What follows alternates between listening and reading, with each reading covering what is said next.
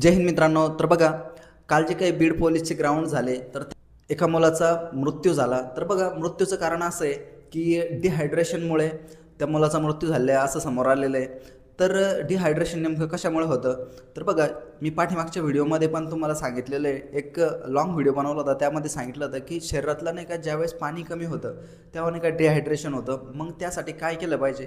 तर नाही का ग्राउंडच्या 2-3 दिवस अगोदरपासून तुम्ही नाही का इलेक्ट्रॉल पावडर हे पाण्यामध्ये मिक्स करून 2-3 लिटर पाणी नाही का त्याचं इलेक्ट्रॉलचं तुम्ही पिलं पाहिजे, जेणेकरून तुमच्या शरीरातलं जे काही पाण्याची पातळी आहे ती समतोल राहील आणि हा प्रॉब्लेम जो आहे तुम्हाला होणार नाही. तर हे तुम्हाला सांगितलं होतं. तर बघा मित्रांनो, अजूनही ज्या मुलांचे ग्राउंड आहे तर त्यांनी नाही का याची काळजी घ्यायची आहे.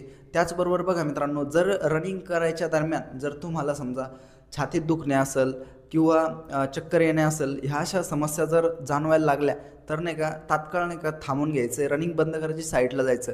कारण असं की नाही का आपल्या जीवापेक्षा नाही का कुठलीही भरती नाही का महत्त्वाची नाही आहे. जर ह्या वर्षी भरती नाही झालं तर नेक्स्ट भरतीत तुम्ही भरती होऊ शकता, पण एकदा जर समजा जीव गेला तर तो पुन्हा येणार नाही. त्यामुळे नाही का आपल्या जीवाची काळजी घ्यायची.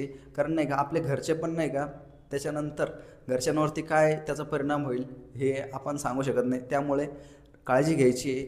आपल्या भरतीपेक्षा जीव हा खूप महत्त्वाचा आहे. त्यामुळे आणि हां, मेन म्हणजे रनिंगच्या दरम्यान नाही का खाली पोट म्हणजे बिना काही खाल्ल्याचं नाही का पळायचं नाही. जर पोटात काही नसलं तर समस्या नाही का तयार होऊ शकतं. म्हणून रनिंगच्या आधी नाही का एखादी केळी किंवा खजूर वगैरे म्हणा किंवा एनर्जी ड्रिंक असेल तर ह्या गोष्टी नाही का तुम्ही घ्यायच्या आहे. तर ही काळजी घ्या मित्रांनो, आणि हा व्हिडिओ नाही का जास्तीत जास्त तुमच्या मित्रांना शेअर करा, जेणेकरून अशीच वेळ ही कोणावरतीही येऊ नये.